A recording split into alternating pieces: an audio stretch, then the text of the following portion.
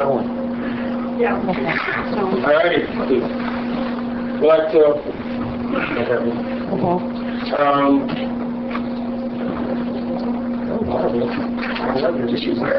there you go. All right. Good evening. I'd like to welcome you to the South Bend Common Council meeting, September the 8th, 2014. And at this time, we have Councilwoman Karen White to give us the invocation. Come and ask everyone to bow your heads, please. Heavenly Father, we come before you this day, for this is a day that you've made, and we shall rejoice in it. We thank you for giving us this opportunity to serve this great community. We ask that everything that we do will be done decent and in order, and with the mind of our citizens, that we can move South Bend forward. In your name, amen. Amen. To the flag of the United States of America, and to the republic for which it stands, one nation, under God, indivisible, with liberty and justice for all. You may be seated. City Clerk John Woody, would you please take the roll? Mr. Scott. Present. Mrs. Shaker. Dr. Snyder. Present. Dr. Barner. Present. Vice President Peters. Present, Mr. Gordy. Mr. Furlick. Here. Councilmember White. Present. And President Oliver. Present. Steve. Present. Thank you. Now, could you please give us a report from the subcommittee on minutes? To the Common Council of the City of South Bend, the subcommittee has inspected the minutes of the August 25th, 2014 meeting of the council and found them to be correct. Therefore, we recommend the same be approved. Signed, Oliver Davis, David Turner. I make a motion that we accept the report from the subcommittee on minutes. Second. All in favor, say aye. Aye. Opposed, same sign. It's carried. Representing administration, of course, would be Deputy Mayor Martino and Brian with us there. Can't think of Lawson, thank you. All right. And at this time, we would have our update from Deputy Mayor Martino. Thank you, Council President Davis. Good evening, Council and community. Just a couple of quick comments. Wanted to just highlight a few things in the city this week, really. The City Smart Streets Initiative is making progress. This week, Friday, we'll be converting William Street to a two-way. It will occur sometime early in the morning. Expect to be completed before 6 a.m. I think you may have seen that there's already signage there showing, announcing that street change, so that'll be occurring on Friday. I want you to know that Lafayette Boulevard, you see work that's going on, is scheduled to be completed in October, and the work on Jefferson Boulevard continues. Right now, if the weather continues working with us, the expectations are it should be done a couple of weeks ahead of schedule, early at the end of this month or early in October. So we'll see. So they are ahead of schedule, and that's going well. We're excited about the progress there. A couple of events this week, just to highlight. The city annually participates in the United Way campaign, as I think all of you know. We'll be kicking off tomorrow with our annual hot dog fundraiser from 11:30 to 12:30 here at the County City Building. People can buy hot dog and chips and get a free drink, or you get 2 hot dogs and chips with a free drink for $3 or $5. Also, later this week on Thursday, it is the September 11th commemoration of what is now Patriot Day, but also here in the city of South Bend at 8:30, we'll have the South Bend, the annual Fallen Firefighters Memorial Service, honoring those firefighters, emergency medical personnel who gave their lives in service to our community, and the good work that all our public safety personnel perform. So that'll be again 8:30, 9:30 at Sykes Park on the East Bank. Also on Thursday evening at 6 o'clock, the Parks and Recs Department is having their annual volunteer appreciation event. So it's 6 p.m. at Chris Wilson Pavilion at Potawatomi Park. So it'll be Thursday evening. And then finally, just wanted to highlight, I know we had some conversation earlier today about the 2015 budget. There are 2 public meetings scheduled, both Tuesday, September 16th, as well as Thursday, September 24th, and then the public hearing on the budget will be 2 weeks from today at Council, September 22nd. So just making sure that we had a chance to remind residents about that, and look forward to people coming in and providing their comments. So that was the update I had. If there's anything particularly you would like to talk about, please do. Thank you. Any questions from Deputy Mayor Nino? Thank you again. Thank you. Appreciate it. At this time, there is no need for us to resolve into the committee of the whole. So we will then move down to our third readings for our bills. And we would like for Clerk John Woody to read bill number 4. We're in the resolution. Resolution. Yeah, resolution. Resolution 1477. A resolution of the Common Council of the City of South Bend, Indiana, approving a petition of the Area Board of Zoning Appeals for property located at 1827 Bendix Road, South Bend, Indiana. Okay. We have our position. Report. Committee report. Committee report. Committee report. Is the other person show? Looks like the video there. Yeah, go ahead. Nate here? Mark Lyons, the building permit office at 125 South Lafayette Boulevard. You need to hear committee report first. Oh, Mr. Scott. Yeah, ZNA met earlier this afternoon and sent 1477 to the full council with no recommendation. Is that person here already? Is the presenter here? That's what I'm saying. I do not see that. I don't see If they're that. not here, should we just go ahead and... Call her name officially. What's her name? Board, could you call her name? Do we have her name? Is Ann Watson here from the St. Vincent de Paul Society? Anyone from the St. Vincent de Paul Society who wants to speak to the presentation of this request? It would be my recommendation in light of no presenter that we are still within our 60 days by state law, that you continue this matter and have the city clerk contact the presenter for the next council meeting. So moved. Second. All in favor, say aye. Aye. All opposed, same sign. It is carried. Thank you. Thank you, Mr. Lyons. Great job. Now we will move to resolution 1480. 1480. A resolution of the Common Council of the City of South Bend, Indiana, designating certain areas within the City of South Bend, Indiana, commonly known as 501 West South Street, an economic revitalization area for purposes of an 8-year property tax abatement of Swing Never Swing LLC. Thank you. Our committee report. Community Investment sends us forward favorably. Thank you. So we have a statement from Vice President Derek Jeter. I'd like to disclose that I do work as security at Swing Never Swing, but this new proposal, I received no monetary compensation whatsoever. Thank you. And the advice of our attorney able to vote on this matter. Thank you. Now for our report. Mr. Hammond. Kathy Hahn, Department of Community Investment. This petitioner has requested an 8-year real property abatement. The project cost is $1 million. Over the 8-year period, taxes abated will be $103,256. Taxes paid will be $143,508. There's going to be one job created with a payroll of $30,000, and Joe Hart and Richard Hill are here to request that. Thank you. Please state your name and address and give us a brief synopsis of your report. Joe Hart, President of South Bend Silverhawks, 501 West South Street, South Bend. Thank you for the opportunity. As you can see from some of the drawings being held by Dave Rafinsky, we're looking at constructing a indoor backup facility that'll be used not only for the Silverhawks team and visiting players when they're in town, however, it's a facility that'll be open annually that can be used by the youth organizations, high schools, athletic teams, and then also it'll be an opportunity for individuals to have the opportunity to come in on their own. It's not geared towards just baseball. It's going to be softball and baseball, and also it'll give individuals the opportunity. Again, it's not just team related, something that we'll be able to use on an annual basis and help bring more people to South Bend outside of our normal 5.5-month baseball season. Questions? Got a comment? Comments? Yes, comments from The unusual. let's hold off comments to the end. Okay, any questions real quick?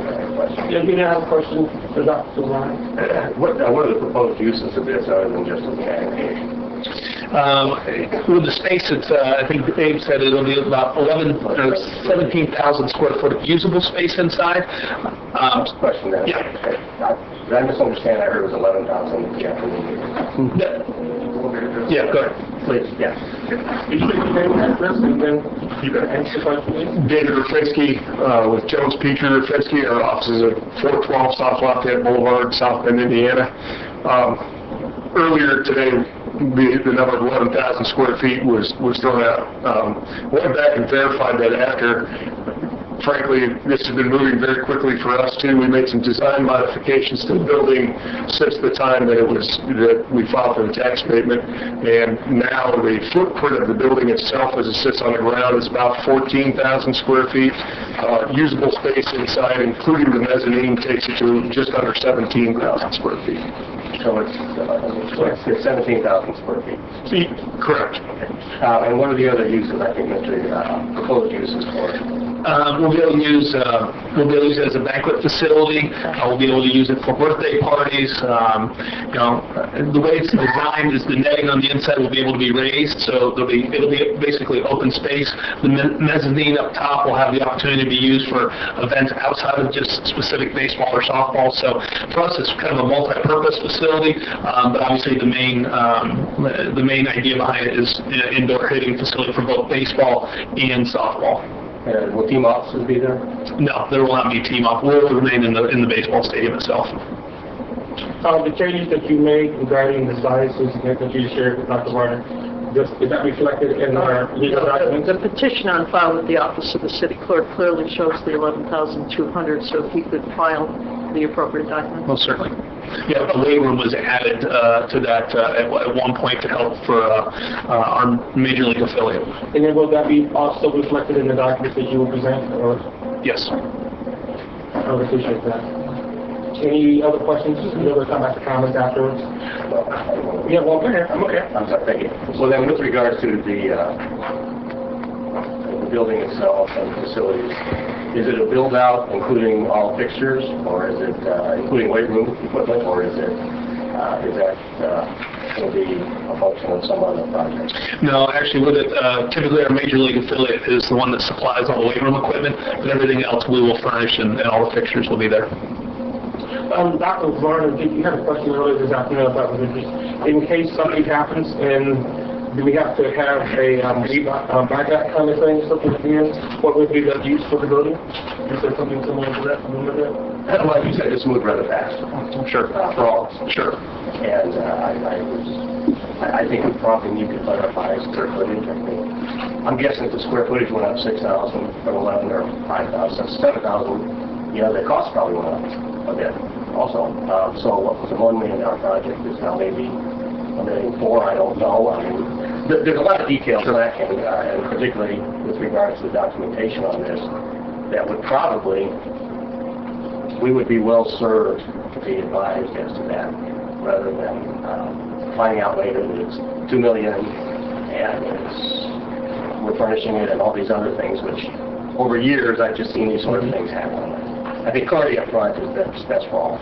So, Mr. Walk, legal counsel, what is the disadvantage of let's just doing something on this in 2 weeks and giving them a chance to get all the paperwork in? This is the first step of the two-step process. All of the extra documentations can be filed with the city clerk. We could ask the petitioners to come back once the confirmatory petition is ready. So we can still proceed tonight? Proceed tonight, and then Mr. Hill has also agreed to send additional documentation with regard to the MOU and some of the other questions that we have. So we can again have another meeting. Everybody in the council, they know what we're doing now? Good? Yeah, that's right. Okay. All right, well, I'm thankful. At this time, we open up for public hearing. Those who would like to speak in favor of this resolution, please come forward. Those who would like to speak in opposition to this resolution, please come forward. Seeing now the public hearing is now closed, you may have a seat. And then we have comments starting with Councilman Tim Scott. Thank you, President Davis. I have two comments. One, it seems, Scott Ford, that coming out of economic investment, basically on tax abatements and that, we're either getting information late to us or not correct. And once again, we have information that is not quite correct. I wish that we can get that together and make sure we have everything proper. That's my main concern. This is a reoccurring theme. I talked to Brock Zeeb about it a couple months back, but now I'm publicly stating it. So we need the information correctly and on time, and if there's a problem from the clerk's office getting it to us, we can address that too. On the other hand, I like this project a lot. One thing that you see in baseball development is a lot of players come out of the southern states. And the reason is that in warm climates they can play all year, they can practice all year. One disadvantage we have for our kids up here is that full-time development, and this is perfect. Perfect building and perfect purpose that is needed up here for the development of baseball. So, and we need more people in the Cardinal farm system. So, with that, thank you. Strike the last part of that from the record. All right, Councilwoman Shea? No, thank you. Great project, thank you. Dr. Davis, any other comments? Well, the devil will be in the details. The one concern I have is that when I asked about the other proposed uses, I suspect if you poll the downtown, you're not going to find a lot of requests for extra banquet space.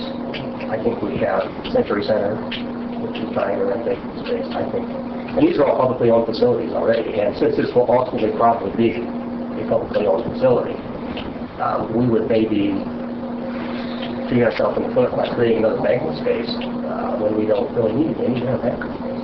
I suspect the public sector might have some thoughts about that, but the devil's in the details, so once we have more information, we certainly can make a decision. Thank you. It's not public, you want to strike me. It's going to be publicly owned because, well, okay. The city has to buy it if the team leaves. My understanding going forward. Now, that changes. Yeah. Okay. Thank you for the direction. Absolutely, no problem. Again, everyone who's been around there for a long time and seen that and had kids that went to different places to hit, I think it's a great thing that the Joe Hart and Mr. Berlin are doing over there. Basically, the only place you can really go now is almost to Osceola to hit, so I think you're going to get everybody in a lot of 30 to 40 miles will come to use this. So I think it's really great that for the amount of 400, 500, 600 softball players that play in South Bend and Mishawaka now have the opportunity to go there. So I think it's going to be a very good thing for South Bend, for the area around the Four Winds Field, especially on the south side of our downtown, which is lacking, and having some positive things down there. So in addition to everything that's going well at the ballpark, and this, I think it's going to be an excellent idea. So good job. We'd like to thank you, and just to put it on the table that IU South Bend, we will be expanding and adding additional sports, one of which will be baseball. And I definitely will share this with the Chancellor, and we look forward to being able to utilize the facilities once you're up and running. So thank you so much. Okay. Any, what's the council's favorable recommendation? Second.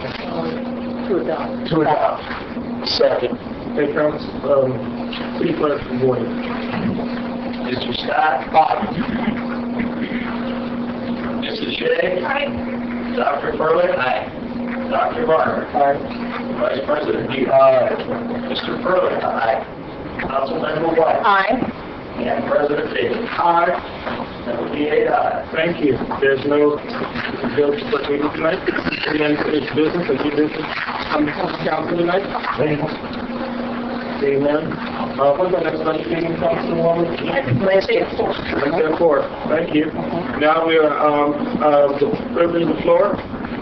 We have 3 minutes. I'd like to ask Councilman M. Scott to be our timer. But anybody would like to speak for the privilege of the floor, you have 3 minutes. State your name and a brief synopsis of what you are going to talk about. Thank you. President, I'll give each citizen a 1-minute exit warning. Thank you. Jesse Davis, P.O. Box 10205, South Bend, Indiana. I brought an issue up here a few weeks ago about some work that was done on a private property. Now that it's been out in the news of a high-ranking city official, the mayor's chief of staff. Apparently, between what I said up here and what the news decided to report, it has now been kind of twisted around that, oh, the photos are fake because there's no city workers pouring concrete. The whole point of this issue was not whether or not they poured the concrete. The point of the issue is having city workers on your property with city trucks, city equipment, doing work for your own private gain. Doesn't matter if they poured the concrete, just because the issue said there was a patio poured. Don't care if they poured the concrete, don't care if they cut a blade of grass. A city official has no right to utilize city workers, whether on the clock or off the clock, or city equipment for their own personal gain on private property. We were also told that all privileges of the floors are addressed and investigated the same way. There was nothing different about this. Yet tonight at the committee meeting, we were going to discuss privileges of the floor. I believe that have not been addressed yet. So obviously, if they've not been addressed, they probably haven't been investigated the same way as this one was. I don't believe that there will be any kind of a fair or unbiased investigation by the city's legal department, who is paid to defend the city and watch the city's back. So I want the council to look into this situation. It's very simple. 1 minute to find the workers who were on that property, question them, find out who sent them there. If the chief of staff did not direct them or tell them to go there and do the work, who did? Who did? What work did they do? Did they pull permits for the work on that property? A lot of unanswered questions that need to be answered. Make sure you catch ABC 57's story tonight. They interviewed the neighbor who provided the photos and eyewitnessed this work being done. So make sure you catch the news. Here's my privilege of the floor. Thank you, sir. Yes? May I ask a question of council? Can we ask the right answer? Yeah, you can write. I won't adjourn the meeting until we get this clarified. Go ahead. Charles Taylor, 3803 Sandpiper Cove, South Bend, Indiana, zip 46628. I'm standing here for People United for a Better Government. We've had a lot of issues, and we've got a letter here that we're going to be sending out to 5 different agencies for investigation.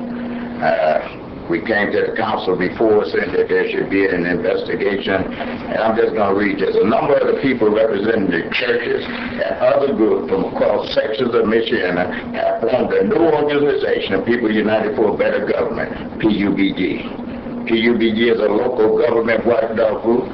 PUBG was formed to express and address the cultural corruption that has in the last 10 years in this city, which a lot of councilmen are aware of. Looking at this here, most recently we had citizens complain about the mayor's chief of staff that was involved in having concrete work done at a house where Jesse just talked about, Indiana Code 3544-12, official misconduct. Using city workers and equipment to make repairs to her patio. We are now getting reports that a high-ranking police officer may have also had city workers perform work at his home. At some point and some time, there's got to be transparency. There's got to be a clear picture of what's going on. You guys sit on this council, your job is to look over that and to make sure that things are being operated correctly and fairly.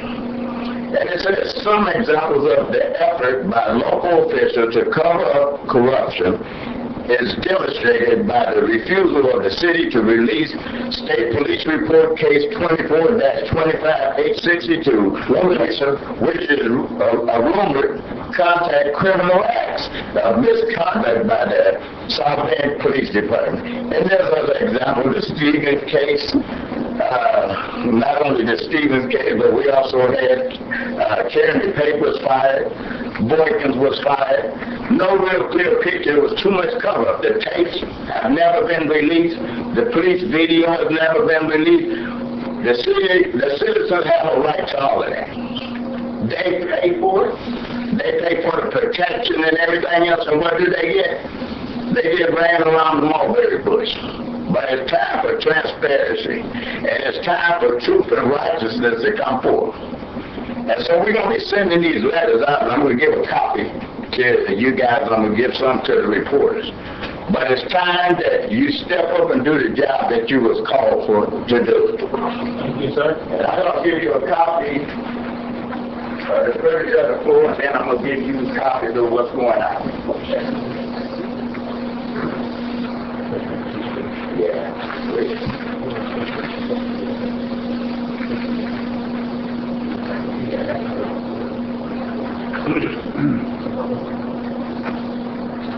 Yes, sir. Next. Thank you. My name's Pastor Melvin Townsend. Thank you. I'm one of the spiritual leaders that Mr. Taylor just spoke about. I'd like to address the council. The address? Certainly at this point in time, The address. 608 South St. Joseph Street. Thank you, sir. At this point in time, it behooves me that we can call a meeting under a flag with a gold fringe and pledge allegiance to it. That flag right there is not the United States of America flag.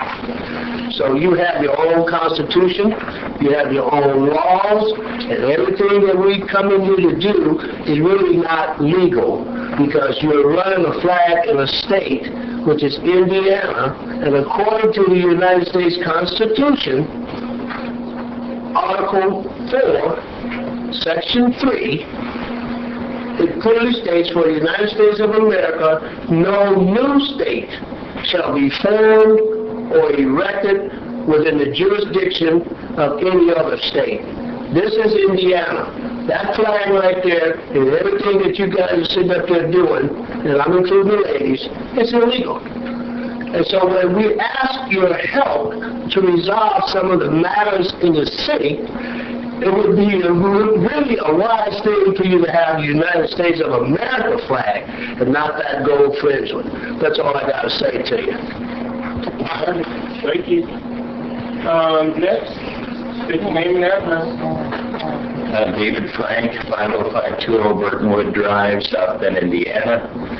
I'm a founding member of Citizens People United for Better Government, and we founded this organization because we really care about this community, and we founded this organization because we've been watching our community go down the proverbial toilet for the last 50 years, and nothing is being done. We keep bringing issues to this council, and they never, ever get resolved. I've been attempting to reach out to people on the council. I've met with several of you with a plan to have more accountability and more transparency in our community using technology. We have the travel channel, the food channel, sports channel. We don't have the most important channel in our community. That's the local issues channel that would allow these issues to go directly to the community and let the people voice their concerns on these issues. You know, we spend taxpayer money so that we can have a database for animals, but we don't want to spend the money to have a database for the citizens. We have a complete plan. We'd like to get with you on this, sit down and call. Many of you, a large percentage on the council, have not gotten any callbacks. Very sad situation. All we're trying to do is make this community better, use our tax money to benefit the people in our community. What we'd like to do is we'd like to use the funds that are provided by Comcast every year to build this local issues channel and the database to really tap into the ideas that the people in our community have. You cannot have transparency and accountability without communication. There are 100,000 people in the city of South Bend. There are 267,000 people in St. Joe County. This is not representation. We can use the technology that we now have to empower everyone. The thing that's really exciting about this plan is it fulfills the dream of Dr. Martin Luther King. He gave his life not to give just a certain group of people a voice, but everyone. That's what this plan will do, and I hope that the people on this council will get back with us so that we can sit down, discuss this plan, and bring our community into the 21st century. Thank you.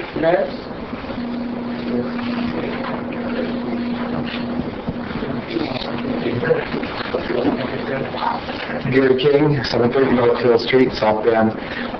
I don't have very much to say except for I was really happy to see Deputy Mayor Neal's article in the paper that says that South Bend should not be run down as an unhappy place just because of some statistics, and there are many good things going on in the city. There's still some disturbing things, and maybe every once in a while they interview somebody who's disturbed about some little thing. I'll tell you a little incident that I encountered last week. I was out in my alley waiting for a Comcast technician to make some adjustments to the cable connection to my house, and there was this noise, and I had to take some pictures of it because it was a plow being operated in the alley by a city worker, and the blade was tilted. It wasn't level, it was tilted. And our alley had been perfectly level. I even helped fill in some of the holes myself in the places near my drive area so that I wouldn't get stuck in the wintertime when it gets all icy and things. So I said, well, why are you plowing this alley? Well, he said, well, I was plowing the other part, and then he just continued right on. And so we were waiting for him to get done, but he never did quite level it until I said, you have to level the alley. And he called the supervisor, and I had to speak with the supervisor about why are you working on something that doesn't need to be done. So I just like to ask you, kind of pay attention to what the departments are doing. Say, are you really using your resources to do the things that have to be done? The street department's got zillions of streets and alleys that could have used the work a lot more than mine did. And they held up my Comcast guys for at least a half hour because they couldn't get to the connection until the plow was done. So it's just like, one little thing, and that's all there is to it for now. Thank you.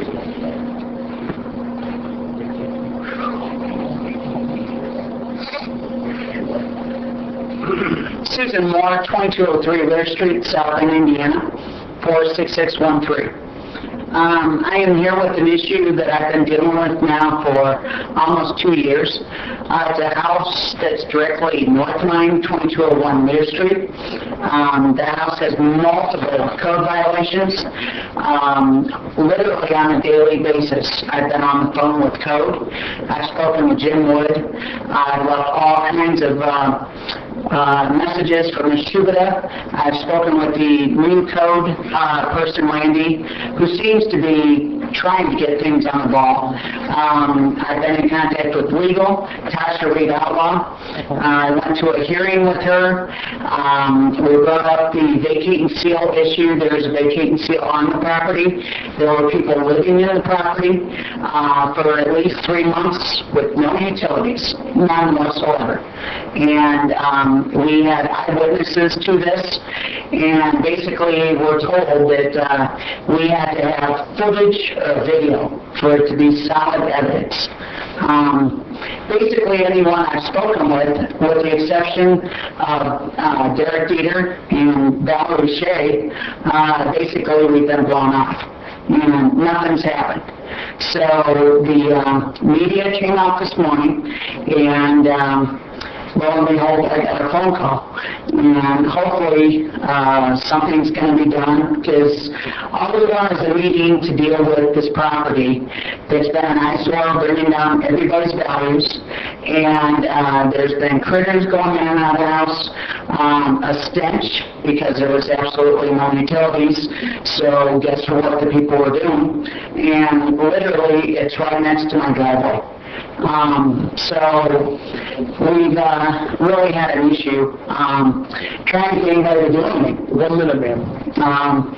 And basically, we just want the violations to be taken care of, and ultimately for the people to be held responsible for this house, which they're not doing. And I've got plenty of paperwork.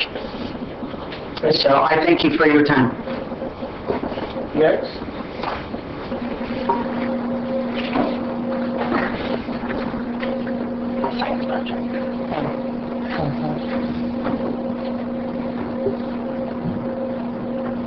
Lady Trukina, 220 Dean Johnson Boulevard, South Bend, Indiana, 46601. I am the president of the Ivy Tech Biotech Club in Ivy Tech School. This is my lab partner, Kevin Campbell, and he's the treasurer. And we at Ivy Tech Community College believe in working towards building new technology that will benefit everyone.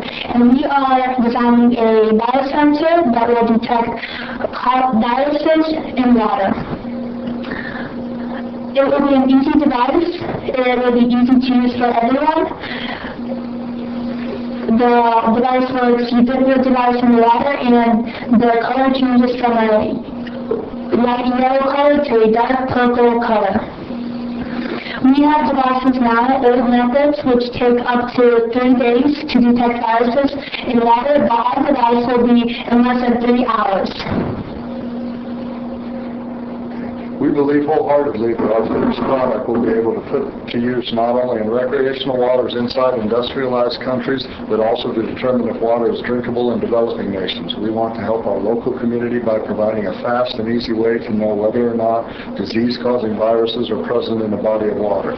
This way, we can now take a preemptive approach to contamination by warning individuals that there's a risk of danger if they enter the water in the same way as we are warned against inclement weather or high waves. Our immediate thought is of the Great Lakes, which can be found a step away from our backyard. But we know that this can be used anywhere in the country where there is swimming water, fresh or salt water, and eventually in other developing countries as well. We want to help as many people as possible, which is why we also want to keep in mind that this can be used by volunteers in developing worlds to help save lives.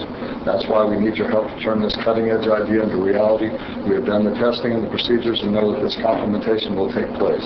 All we need now is financial help producing a handheld device. We're looking for financial support to help local and global communities become a safer place to relax, have fun, and ultimately live a long and happy life. 1 minute, sir. And this will bring notoriety to Ivy Tech Community College of South Bend, the Nanotechnology Department, and the Biotechnology Department. We are, for financial aid, we are asking for $28,641, and that would cover student stipend and materials and supplies and travel expenses. Thank you for your time. Thank you. Anybody else? Meeting is adjourned. I'm sorry, there were a couple of questions. For the record, We have just to... Mr. Deputy Davis has come before council on a number of occasions asking council to pursue an investigation. Would you please clarify for us and for Mr. Davis, is this within the council's jurisdiction? Is this within our subpoena powers? The process for that particular one, and Mr. Davis got a copy of the letter that was sent to the Director of Public Works. And as Dr. Varner noted, that there would be an update in 2 weeks, and I believe that's one of the privilege of the floor. There are 2 items that were to be reported on this afternoon. So we're following the proper channels. Council President Davis signed the letter. It was then copied, I believe, by the city clerk's office and sent to all the council. Just from a legal... But it is not appropriate at this point for any And Dr. Furlick, yeah. I was just going to say to those people that left that they should go to IU Med School and present that project. Thank you. I appreciate their endeavors, but the council is not the appropriate place to put a science project. All right. Well, thank you all for coming.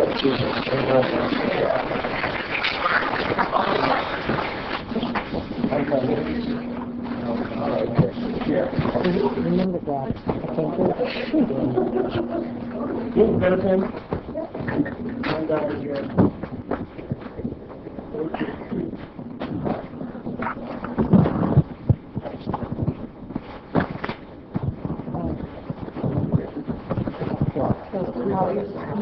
No, I'm not. What do you miss, Karen? What do you Oh, think? my call, but How are you feeling? All right. How about you? I'm okay. I think yeah. It wasn't used, but that's okay. I know, she edited it down. Well, I usually going to anyway.